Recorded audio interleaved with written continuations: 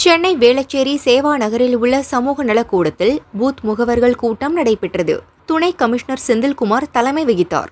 சிறப்பு வாக்காளர் திருத்தம் சம்பந்தமாக PLO மற்றும் PLA கலந்தாய்வு கூட்டத்தில் திமுக முகவர்கள் குளறுபடி செய்கிறார்கள் என அதிமுக நிர்வாகிகள் கேள்வி எழுப்பினர்.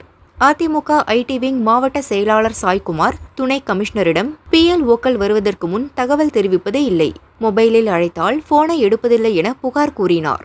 அதற்கு வேளச்சேரி மேற்கு பகுதி செயலாளர் ஆனந்தம் மற்றும் மேற்கு தொகுதி இளைஞரணி துணை அமைப்பாளர் சண்முகநாதன் பதிலளிக்க முற்பட்டனர்.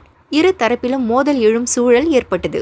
இதற்கு அரசு அதிகாரிகள் யாரும் குழப்பத்தை ஏற்படுத்த முடியாது என விளக்கம் கொடுத்தனர்.